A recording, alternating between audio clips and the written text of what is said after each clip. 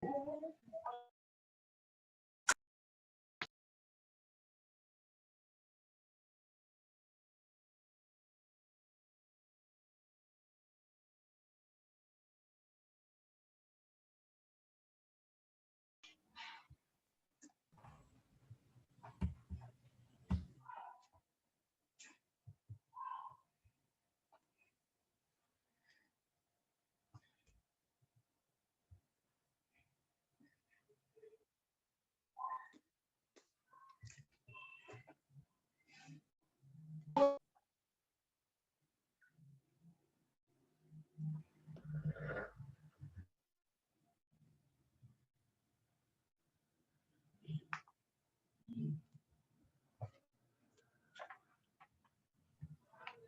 sudah masuk Aksal?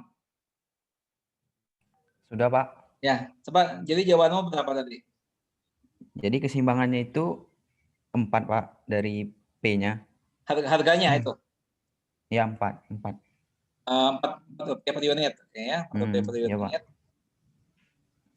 Kemudian kuantitas yang diminta pada harga pasarnya berapa unit? 9, Pak. 9? Iya, Pak. 9 unit? Iya, Pak. Pak, saudara mengerjakan ini pakai rumus ABC atau pakai pemfaktoran? Faktorial, Pak. Pemfaktoran. Pakai pemfaktoran? Iya, Pak. Oke, kita coba ya, kita coba. Iya, Pak. Pada saat keseimbangan berlaku ya, kiriman sama dengan supply ya. Nah, kirimannya berapa? 25 min P kuadrat. Mati, salah. 25 min P kuadrat sama dengan Q supply-nya berapa? Supply-nya 3P min 3 ya. 3P min 3. Nah, di sini akan diperoleh persamaan kuadrat ya, P kuadrat ditambah 3P. P kuadrat tambah 3P dikurangi 28. Nah, kalau pakai pemfaktoran ini adalah diperoleh P plus 7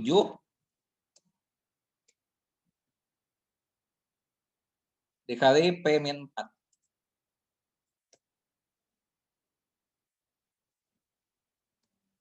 Itu ya. Dan di sini diperoleh P1 min 7, P2 4 ya. Nah, harga tidak mungkin negatif, dengan ini tidak mungkin yang ini. Nah, jadi harga pasar keseimbangannya Rp4 per unit ya. Jadi harga pasar keseimbangan adalah Rp4 per unit.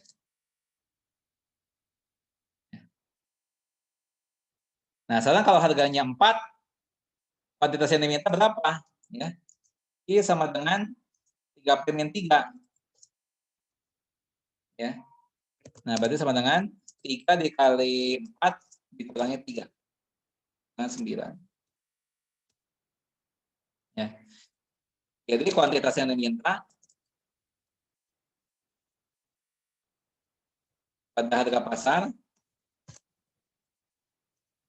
adalah 9 unit ya, 9 unit.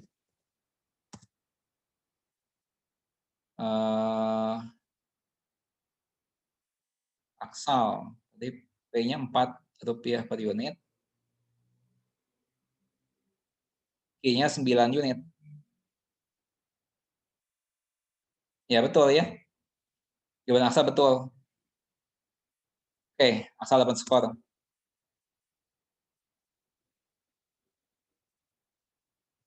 Betul ya Aksal ya?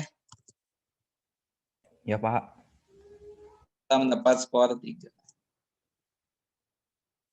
Oke. Nah, dari uraian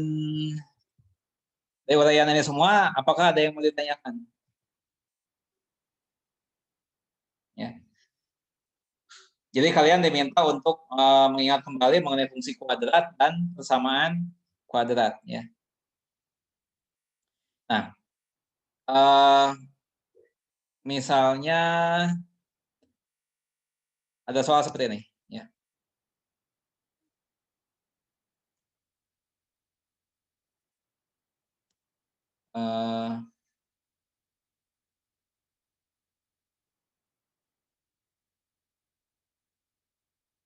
Misalnya gini.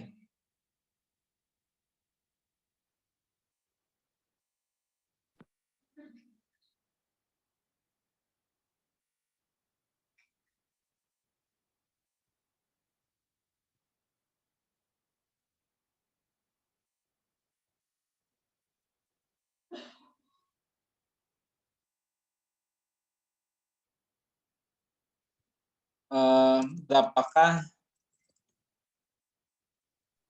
dua buah bilangan A dan B, ya, yang jumlahnya 50, ya, yang jumlahnya 50, namun hasil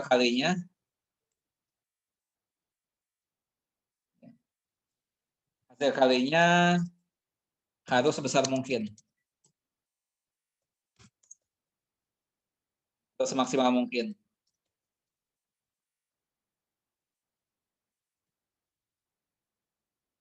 Ya. Nah, itu pertanyaannya, misalnya.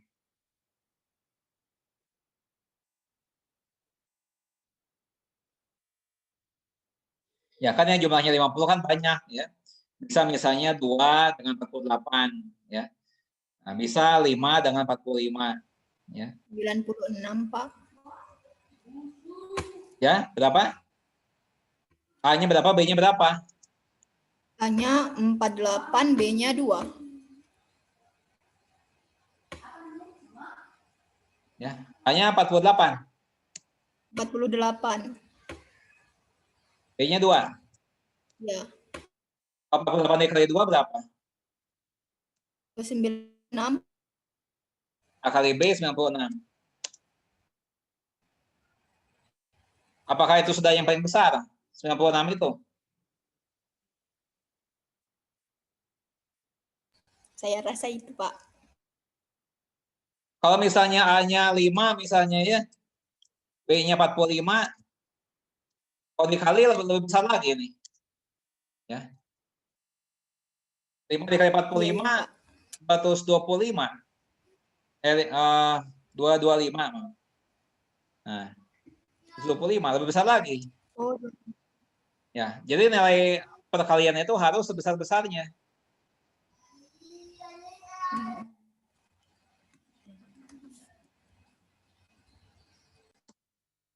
Siapa yang bisa menyelesaikan? Ini mengenai fungsi kuadrat, ya, soalnya mengenai fungsi kuadrat.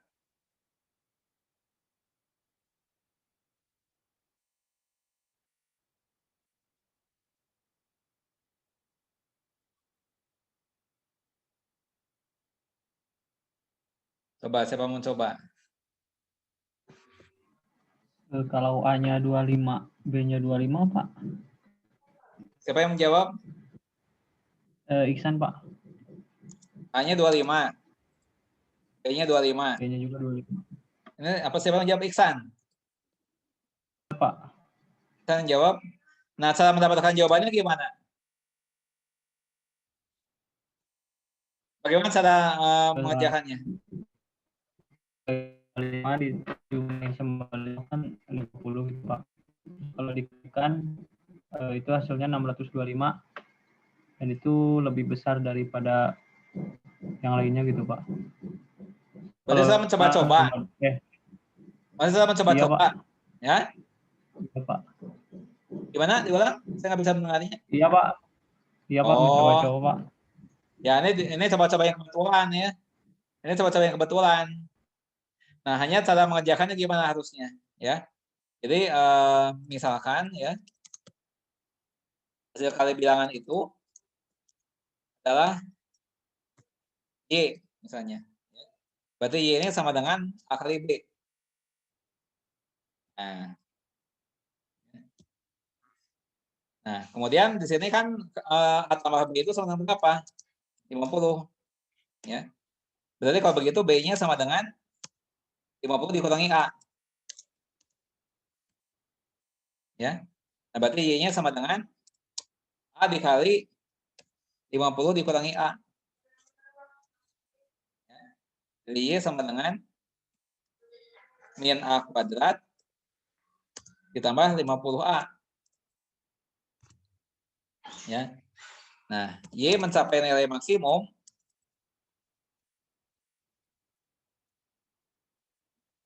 apabila A sama dengan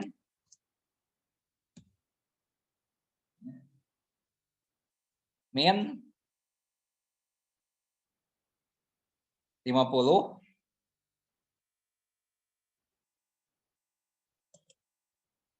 per 2 dikali min 1.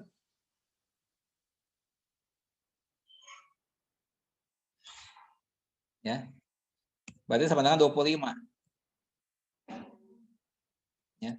Nah, kalau A-nya 25 berarti B-nya adalah 50 dikurangi A.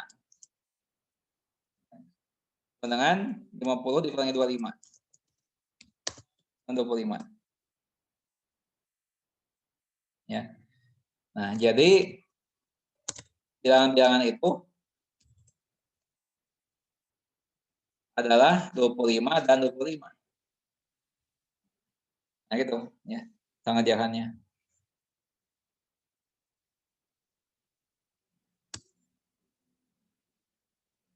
Ya.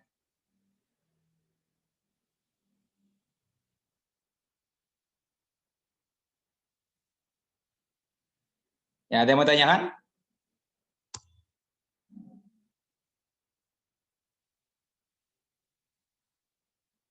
Oke, ya. Nah, sekarang kita lanjutkan ke ini ya. Pangkat, akar, dan logaritma.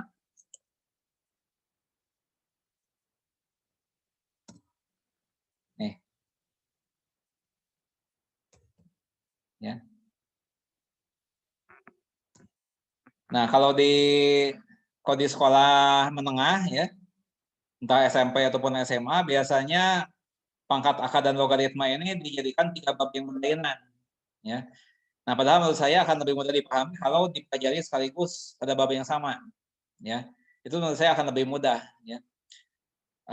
Dan dengan demikian keterkaitan antar satu hal dengan hal yang lain bisa lebih dipahami. Ya, ada pangkat, akar, dan logaritma. Ya. Nah, sekarang kita coba. Ya, kita coba dengan cara yang baru. Ya. Ketiga hal ini dibahas sekaligus. Ya. Nah, itu akan lebih mudah menurut saya. Kita coba ya. Misalnya gini. Ya. Kalau misalnya 5 pangkat 3. Ya. Nah, 5 pangkat 3 itu apa?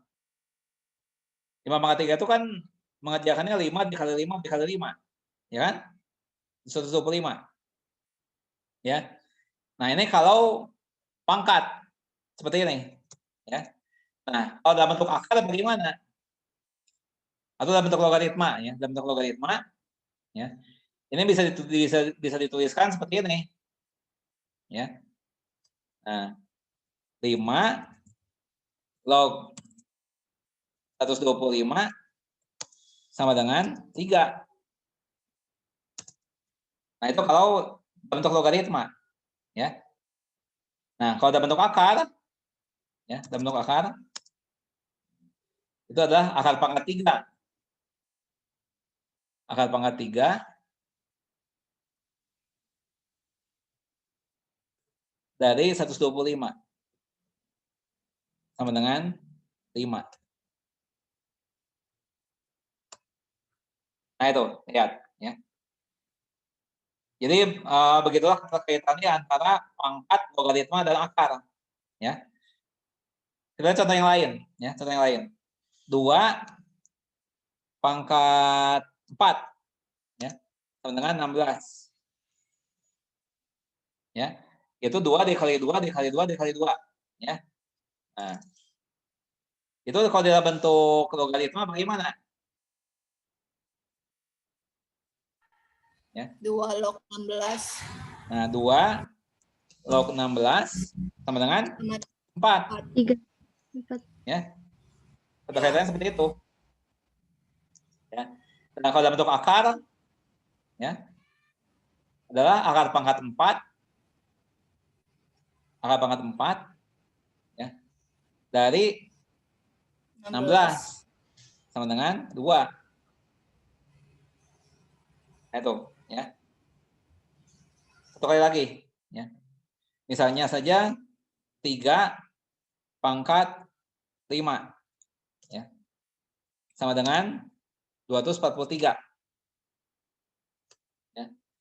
Nah, kalau di dalam bentuk logaritma, ini menjadi 3 log 243 sama dengan 5. Ya. Nah, kalau dalam bentuk akar,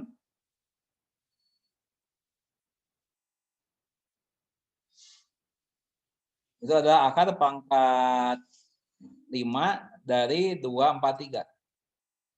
Nah, ini sama dengan 3.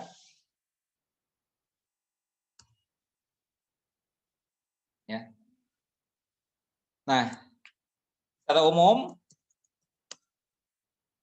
ya, kita bisa katakan bahwa G logaritma A sama dengan R, ya, jika dan hanya jika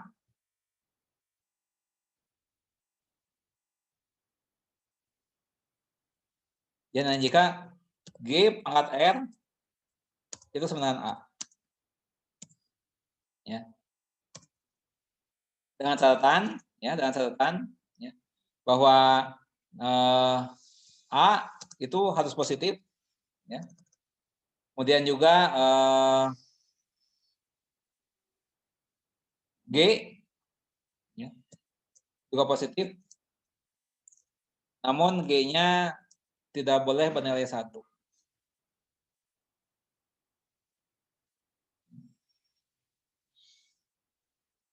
Jadi baik A maupun G dua-duanya positif dan G-nya tidak sama dengan 1. Nah, jadi nih, ini keterkaitan antara logaritma dan pangkat. Nah, keterkaitannya seperti itu. Ya. Nah, di sini G-nya itu dinamakan basis, ya. G ini dinamakan basis. Basis logaritma.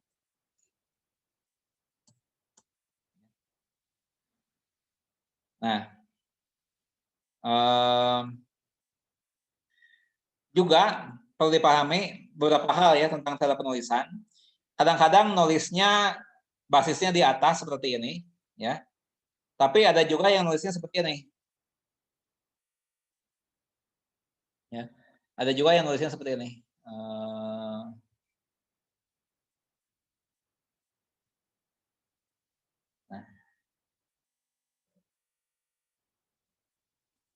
Nah, ada juga yang nulisnya seperti itu. Jadi basisnya ditulisnya di bawah, tapi kalian nggak usah bingung, ya. Ini sama saja dengan G logaritma A. Itu sama, ya. Jadi kalau ada yang menulis G-nya seperti ini, ya, di bawah, ya, sebagai subscript itu sebagai basis, ya, G-nya sebagai basis. Jadi seperti ini, ya. Jadi sebagai contoh yang ini, ya. Nah, ini. Ya. Bisa juga saya tulis seperti ini. Ya. Log.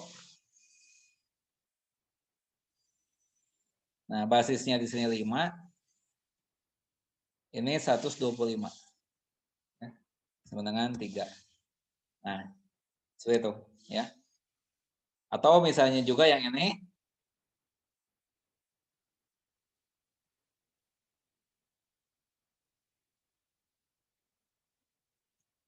Ya.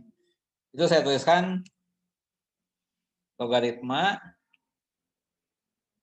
dengan basis 2, ya. 2 dari 16. Nah, itu sama dengan 4. Ya.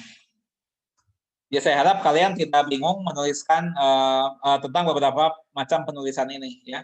Jadi ada yang basisnya ditulisnya di sebelah atas, ada juga yang di sebelah bawah ya. Itu maksudnya sama saja. Nah, kemudian juga ya perlu dipahami mengenai logaritma basis 10. Ya. Nah, logaritma basis 10 ketika kita akan menuliskan logaritma basis 10 biasanya 10-nya tidak ditulis ya. Contoh gini. Kita tahu bahwa 10 pangkat 4 itu 10.000. Ya. Nah, dalam bentuk logaritma ya, kita cukup menuliskan seperti ini. Log 10.000 sama dengan 4. Ya. Ya di sini kalau misalnya basisnya tidak ditulis, itu maksudnya 10. Ya. Sama halnya misalnya 10 pangkat 6 itu kan 1 juta. Ya. Nah, di dalam bentuk logaritma kita bisa menuliskannya sebagai log 1 juta sama dengan 6. Ya. Jadi basisnya tidak dituliskan kalau basisnya itu 10. Ya. Oke. Nah, sampai sini apakah ada yang mau ditanyakan? Ya. Coba kita tes ya, kita tes. Ini berapa nih ya? Yang bisa menjawabnya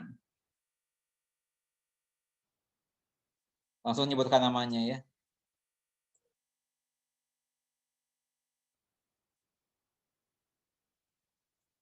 Ini berapa?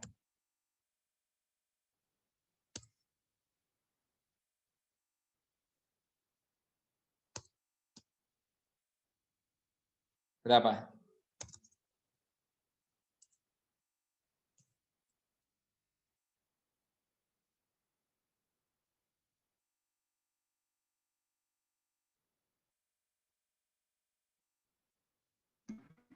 Eh, 9 bukan Pak? Siapa yang menjawab? Iksan Pak. Iksan, betul. 9 ya. Betul. Ini 2 pangkat 9 ya. Itu adalah 512. Ya. Nah, sehingga jawaban untuk soal ini adalah 9 ya. Oke, Iksan. Iksan dapat skor.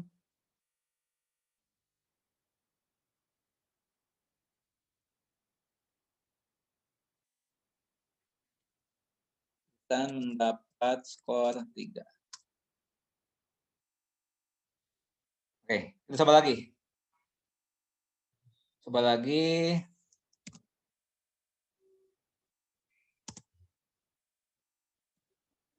Ya, logaritma dengan basis 5.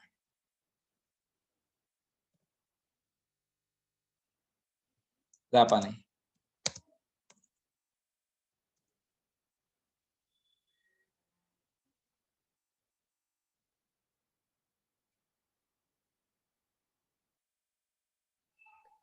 Empat, Pak. Siapa yang jawab? Siti Ayunda. Siti, berapa jawabannya? 4. 4. 4. Betul ya? 5 pangkat 4 sama dengan 625. Siapa tadi? Siti Ayunda. Iya, Pak. Oke. Siti Ayunda dapat skor 3. Mohon yang menjawab sebutkan dulu namanya ya. Nah, lagi. Ya. Lagi.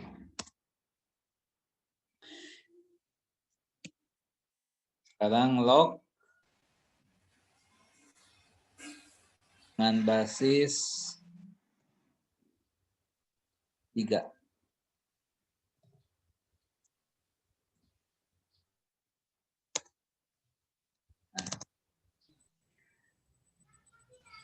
Quinta, Pak. Quinta. Yudhistira Pak. Quinta berapa? Taufik Irham Pak. Pinta berapa? Taufik Irham. 3, Pak. 3. Tuh ya. 3. Oke. Pinta.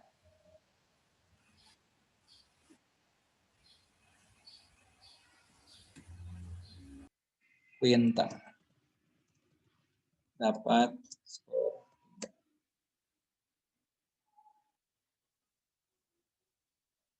Nah, sekarang begini.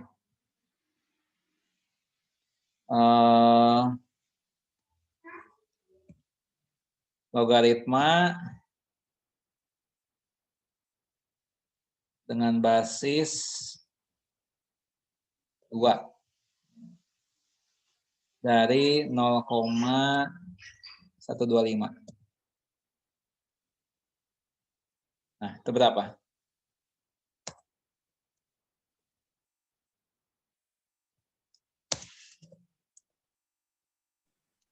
Yudhistira, Pak.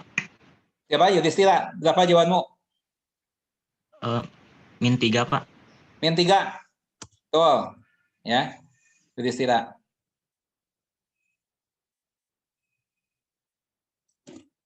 Yudhistira dapat skor 4.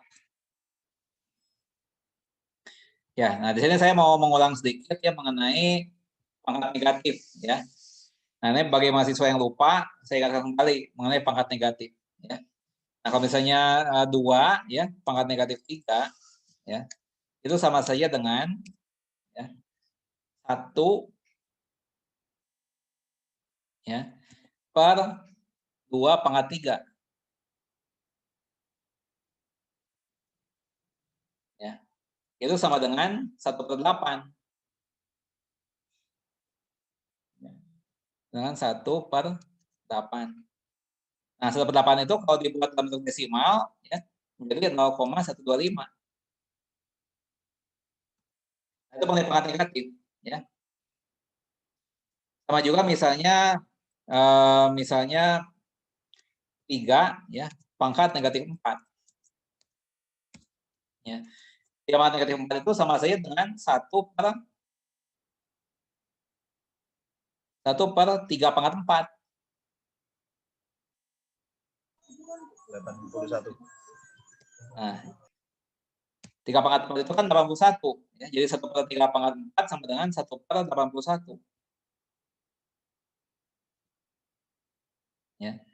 Nah, sehingga kalau misalnya ada soal seperti ini, ya, misalnya ada soal seperti ini, log dengan basis 3, ya, kemudian ini 1/81, ya. Nah, maka jawabannya ini akan negatif 4. Ya, jawabannya akan negatif 4. Ya. Nah, contoh yang lain, ya, contoh yang lain. Misalnya 5 pangkat negatif 3. Ya. Itu adalah 1/. Ya. 1/5 pangkat 3. 1/5 pangkat 3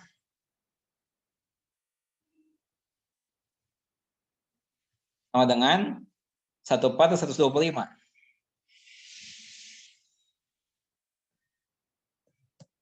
Ya. Nah, sehingga kalau misalnya ada soal logaritma seperti ini, ya, logaritma dengan basis 5, ya, dari 1/125,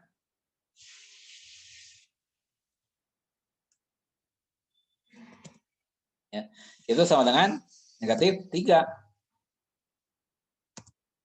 Tuh, ya.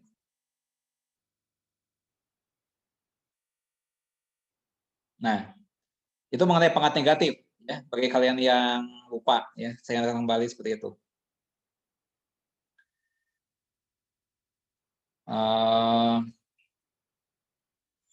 Sekarang mengenai pangkat pecahan, ya. Barangkali kalian lupa mengenai pangkat pecahan. Misalnya gini. 8 pangkat 2/3.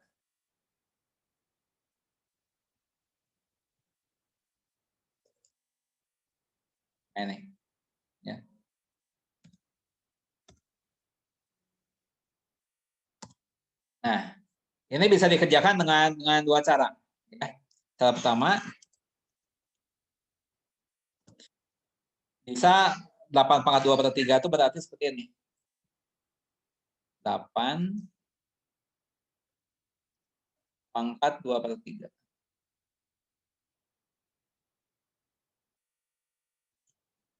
Nah, pertama bisa berarti seperti ini. Di sini pangkat 2.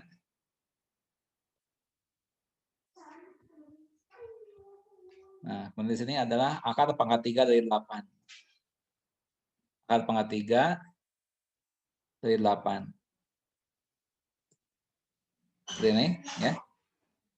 Nah, sama dengan akar pangkat 3 dari 8 adalah 2, ya. Akar pangkat 3 dari 8 adalah 2, sehingga ini adalah 2 pangkat 2 nih. 2 pangkat 2 dengan 4. Nah, itu cara pertama, ya. Nah, cara kedua, ya, bisa juga dikerjakan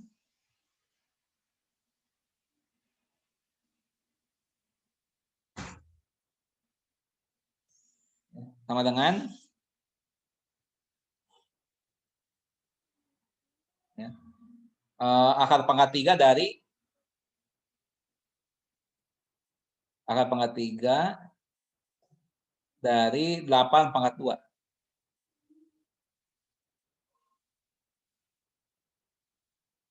Dari 8 pangkat 2.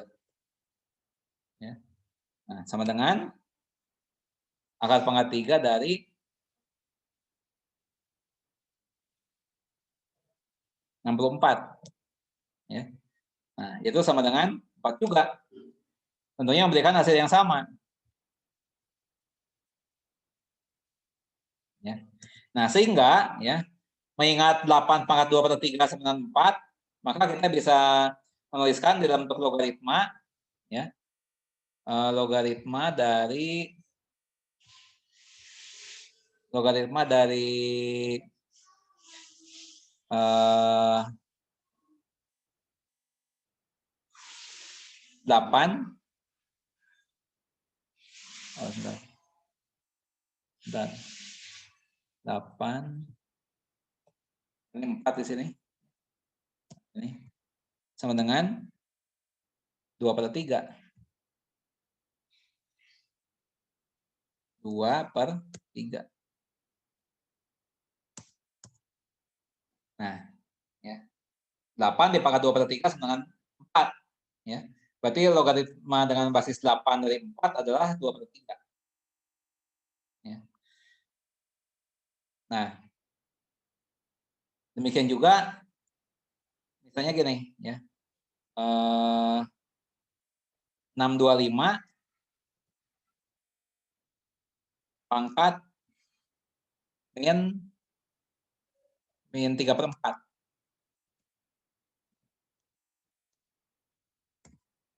Ya. Ini bisa kita kerjakan. 625 pangkat min 3 per 4.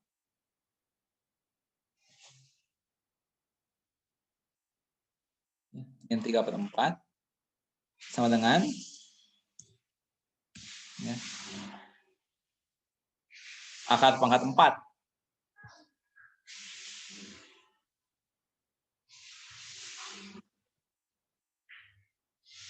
Akar pangkat 4 dari 625.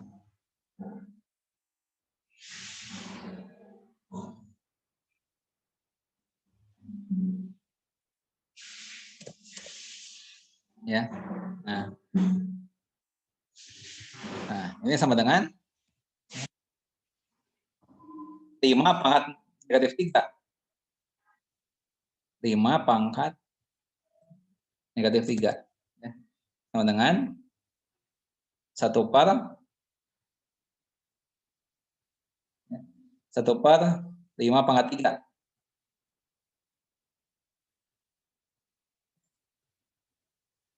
Sama dengan 1 per 125.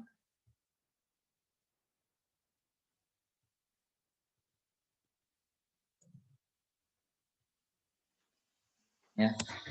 Nah, bagaimana kalau dituliskan di dalam bentuk logaritma? Ya. Pada bentuk logaritma dituliskan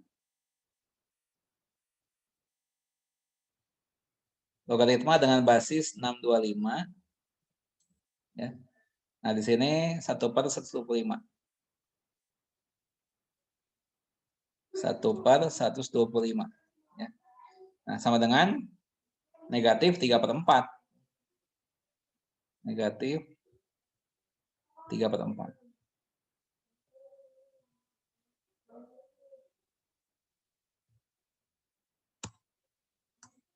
Nah, seperti itu. Ya.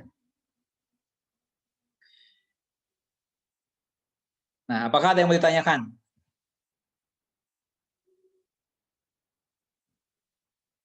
Apakah ada yang mau ditanyakan?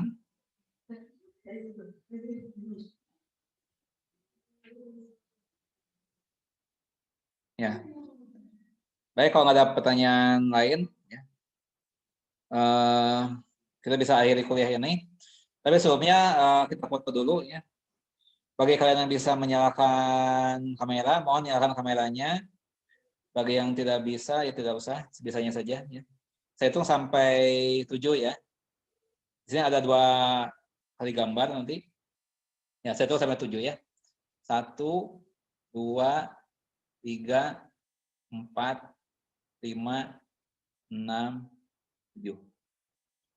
Oke, 1 kali lagi. 1, 2, 3, 4, 5, 6, 7. Oke.